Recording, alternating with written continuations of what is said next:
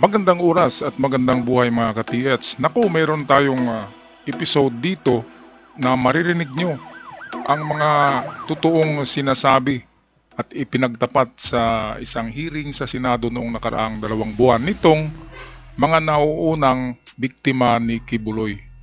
Ito'y tatlong Ukrainian na 12 years old pareho, tatlo ito, mga blondie, at isang mistisang Pilipina. Hindi naman namimili yan si Kibuloy ng pangit. Lahat talaga ay mistisahin or kung hindi man ay mga lahing European.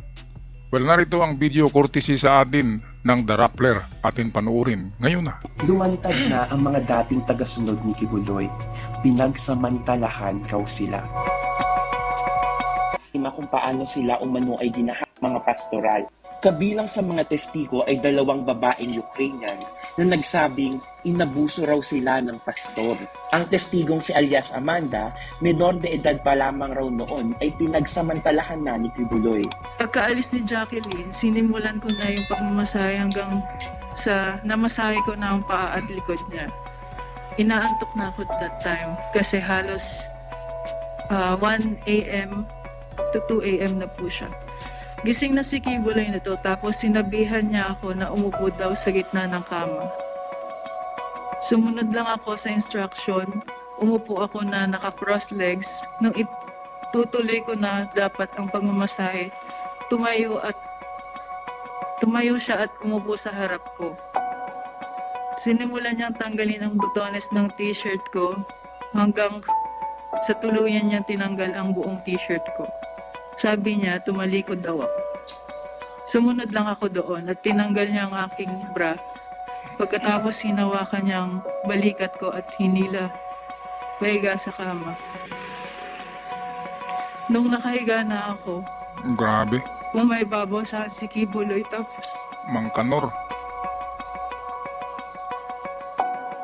tapos kahit pareho pa kaming nakapajama nun, kinikis-kis niya ang ari niya sa ari.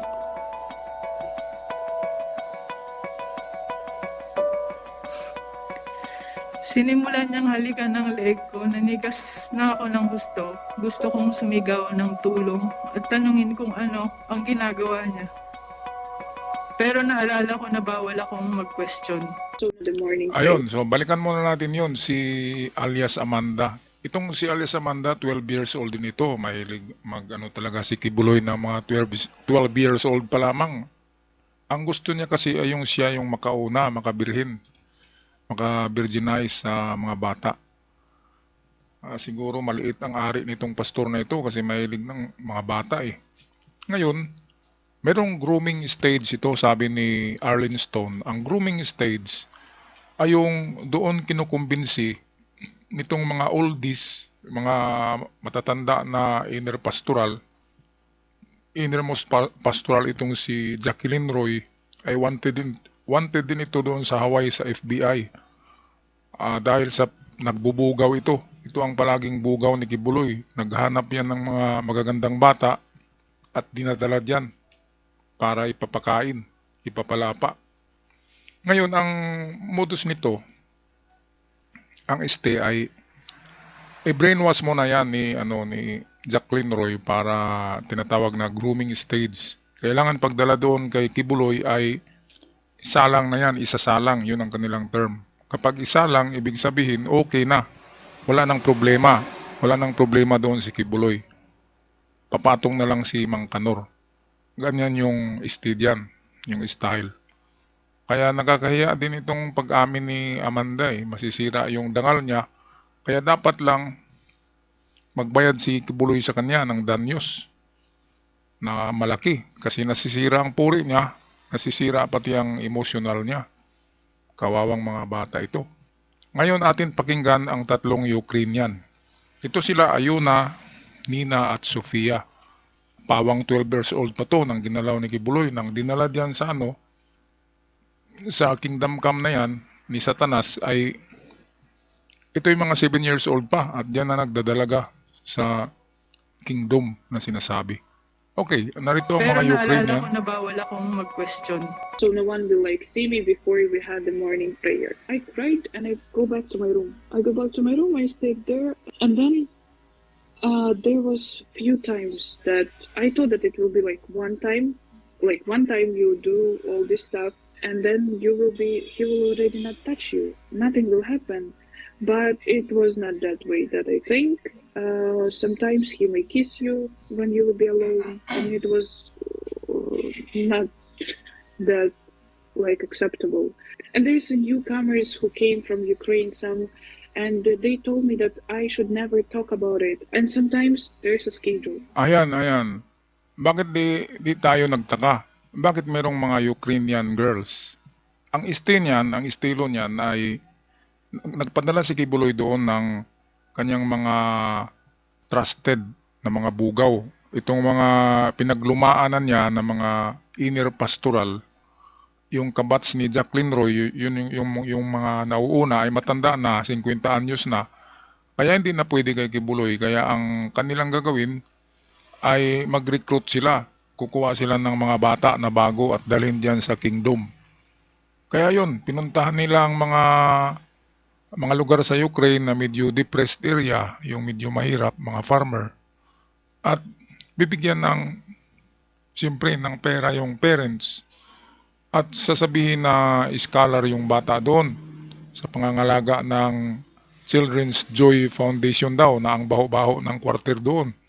Nang mapasok nila General Torre, mapanghi ang mga CR eh. Walang maintenance. Pero doon pinapalaki yung mga bata. At kapag may mens na daw, sabi ni Arlen Stone, kapag first period, yun, iaalay na yun sa kanilang Diyos na demonyo. Kulang na lang niyan, sungay. Mangkanur eh. Walang sabi si Mangkanur dito. Walang sinabi. Sobrang Mangkanur ito. 10 times the ability of Mangkanur. Itong si Kibuloy. Kaya yan ang nangyari. Dahil sa pera at mahihirap na mga lugar ang pinupuntahan nila, nakapag-recruit sila at ang pinakamalaking pagkakamali nila ay nang mag-recruit sila sa Hawaii. Kasi natiktikan sila doon ng FBI sa Hawaii at hindi umobra. Kaya yan, ang laking kaso nila doon sa Hawaii. Sex trafficking, child ring. Ibig sabihin mga bata talaga ang kanilang negosyo.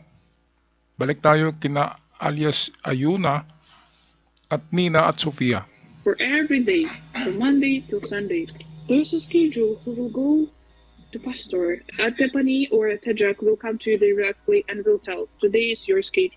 It's secret ministry that even though we are living all together girls, we are not allowed to talk about it and we are not allowed to know whose schedule is. So, and I will hide from Tepani so she will not see me and she will ask someone else. There was even one time that Atepani will tell me that today is my schedule, and I will say that no, it was Ateklao. Atepani told me that it's my schedule, and Atepani told me that it's my schedule, and I will say that I cannot go because I have my period. And she won't believe me. She want to check the panty. She wants to check because she told me that many girls lie that they have a period and they cannot go, but I need to check. Send Ateklao so Ateklao will check. And I said, what the hell? Are you serious? And then I show her, so what can I do? I show her that I have my period. And she said, oh, okay, I believe you. Yeah, one day we were in Singapore that time. And the job called me that it will be my schedule. I have to go. When I came, pastor told me, oh, I didn't call you, I call another one. Ayan, narinig niyo ba yung Tiffany na sinasabi? Yung si Tiffany, ayun yung si Stephanie Ibarra na maganda rin. Pero sa panahon na ito, itong narito na yung mga Ukrainians, Tiffany ay nasa 30 years old na. Kaya medyo matanda na. Ngayon, nag-start na si Tiffany pag-brainwash sa mga bagong newcomers na mga batang-bata. Siya na yung nag-grooming, bali nagkondisyon sa mga isipan. At yun, kapag may mens ay hindi muna. Kasi paulit-ulit na to eh. Kailangan matapos muna ang mens bago doon isalang kay Mangkanur. Kibuloy, Kanur, pareho letter K. Kaya ito si Ayuna ay sabi paulit-ulit eh. Akala niya isang beses lang pero paulit-ulit. Kasi magaganda eh, kaya binalik-balikan. Halos daw gabi-gabi. Iba-iba. At merong times na 3 beses. tatlong babae, tatlong bata ang kanyang pinapatawag. Ang ano dito ay malaking kasalanan din dito itong mga bugaw niya eh. Itong mga babae na nagsasalang doon. Si Jacqueline Roy, number 1 diyan. Pati na rin pala itong Tiffany. Ay kasama na rin pala sa pagsasalang. Okay, so patuloy tayo sa video. So, and I started knew that I'm not the special one, first of all. I'm not like the chosen one. He sleeps with everyone. At one night, he can have not only one girl, he will call one and then after that another one. In videos played during the Senate's investigation into Grabe. Kibuloy and his church's alleged crimes, Elias Sofia reveals she would be called to the pastor's room at night to give him massages. And suddenly Ito si Sophia naman ito. Iba yung nagsalita kanina, yun si Ayuna. So, ang style ni Kibuloy sa kanya ay masahe-masahe lang muna daw. Ito, pakinggan natin. I start to move my hands to put on his. He said massage here, and I said, oh my god, okay, and I massage. And after that, little by little, he just turned to me and he removed my clothes. Ayan And na. I even can, because I was very shocked. I was Hukagi- like, I hukagi cannot na. explain because I was nervous. This is what happened. He just removed my clothes and have. In a separate video, another Ukrainian woman, alias Nina, testifies that as a pastoral, she had to sacrifice everything, including her body. Nina says she later realized it meant to have sexual relations with the pastor, adding that there was a schedule for all the girls to do their night duty. We've been there every week. We have to go. There's like schedule for every girl that you have to be there. Every time I go there, I was like praying that he will be just sleeping and not touching me. One time at night, he came. Ako, hindi mangyari yan. Sabi ni Nina ay nagdasal daw siya na matulog lang sila doon, magkatabi at hindi siya galawin. Pero hindi mangyari yan. Kapag ipapatawag ka ni Kibuloy, ay nanigas na yung ano ni Kibuloy. Yung kanyang ari. Kaya ganyan. Hindi pwedeng hindi. Kasi gusto niya. At palaging gusto niya. Ano kayang sikretong iniinom nitong si Kibuloy, no? Grabe ang libido. Okay, tapusin natin ang video. Just sleeping and not touching me. One time at night, he came to me to my room to have us, and I was crying. I said that I don't want, and he got mad at me. He said like, "You're going to help." Ayan, yung alibay ni Kibuloy na kapag hindi ka daw papayag, ay meron kang demonyo sa katawan mo. Kaya pinapainom daw ng ng virgin cocoa oil, sabi ni Arlene Stone, yung hindi magpapagamit. At